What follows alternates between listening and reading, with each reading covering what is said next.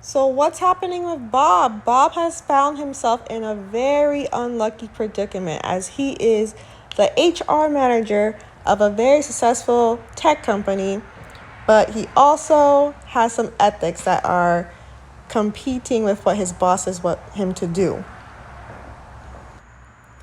Bob's bosses, as seen in this picture, thought that it would be best to save some money this quarter to make themselves look good. And they thought the best way to do that would be by trimming the fat and firing employees. The department that they decided to go after this time was the HR department, which Bob is a manager of.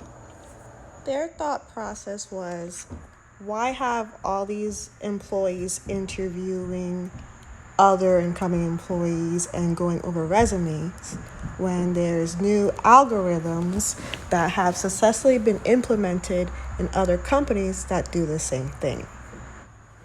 While Bob does agree that implementing an algorithm would be more efficient and cheaper than human employees, he is wrestling with the fact that not only would there be a human cost, but how would you make sure that the algorithm isn't biased when hiring people? How would you make sure that the algorithm isn't factoring out people based on their race or what region of the country they're from or their gender? You can train humans to be aware of these things, but what about the programmers that have never really worked with this process in HR before who will be making this algorithm? So now we ask ourselves, what ethical standard is Bob and his bosses going to go by? What would be the good? The good would be defined as a program or algorithm that efficiently improves the workflow of the company while simultaneously improving the welfare for all who encounter it or are affected by it.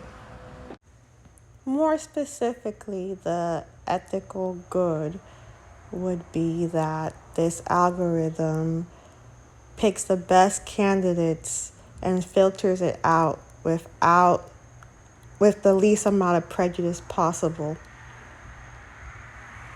while also making the workflow and daily job easier, but not completely getting rid of the people who have invested their time and all their careers into learning how to do this. How? Maybe they could be the ones who train the programmers on how to implement this software, or they use it to aid their job but not to replace them.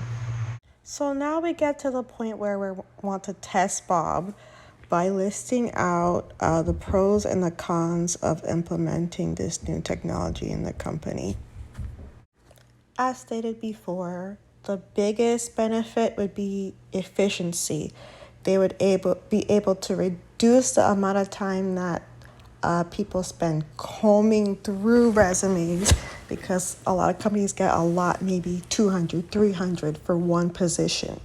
Candidates who don't fit the bill due to lack of education, lack of experience, or not matching the keywords that the company wanted would automatically be filtered out without the time wasted. Additionally, as they use the technology more, there will be data to back up what exactly that they want from an employee in the first place.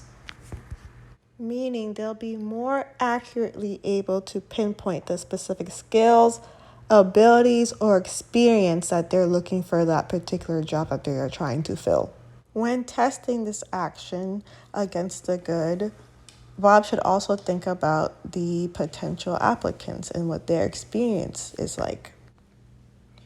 A heightened experience could be that they are able to respond more quickly to applicants, letting them know if their application was reviewed or if they got the job or if they weren't picked.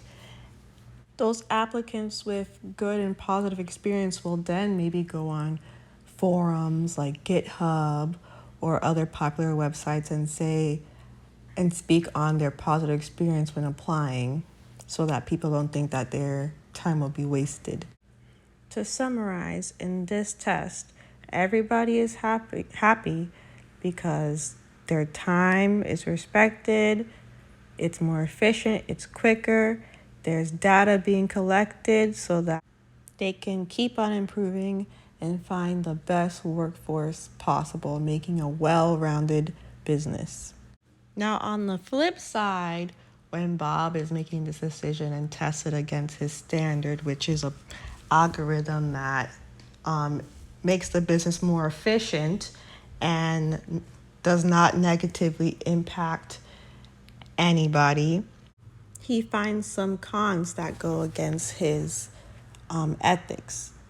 Some of those include the amount of training it would take to get people on board with this algorithm and use it effectively. This training could be potentially really expensive, and it's going to take time to make sure that it aligns just right with what the company wants. But the biggest issue with algorithms that could potentially make the most harm long term would be the potential for the algorithm to have a bias.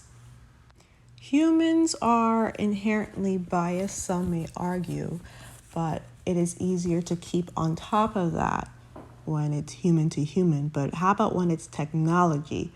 Bias can creep in at many stages, such as the development of the algorithm, when interpreting the data, and how the data is analyzed. All of this is very new, and we have to be very, very careful to make sure that we are not alienating groups by accident. And what of the HR employees under Bob? He doesn't know that if he makes this decision, will this affect their careers and jobs in the future? Will the algorithms work so well that they eventually replace them and corporate does not see the need to have as many of them around? So like a good manager, Bob weighs the pros and the cons of implementing this algorithm against his ethical standard, which was making the business more efficient while not alienating anyone or having a negative impact on anyone, and upkeeping the well-being of the employees in the company. Bob finds that it is indeed ethical to implement this as long as there are certain checkpoints made. It could not be blindly implemented because that would be unethical and harm people, which would be against our stated ethical good.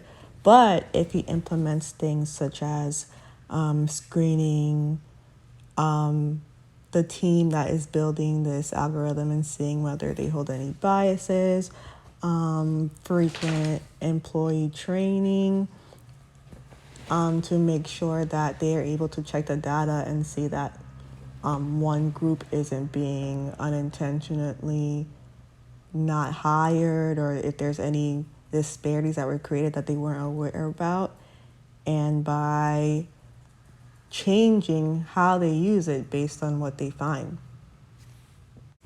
Thus, Bob goes back to his corporate bosses and he tells them he's going to do it with the aforementioned concessions in place. And hopefully he can get to as much good as he can while making sure that the business is thriving. Because in Bob's mind, if he does not implement it, then someday, somehow, it will be, as the future points towards using algorithms for a lot of different aspects of businesses. So in his mind, he thinks it's better for him to do it under his eye where he can monitor it and make sure that it's ethical versus much later when it's too late and people's jobs are replaced. Thank you for listening to my presentation. This was Joanna Gill. Have a good day.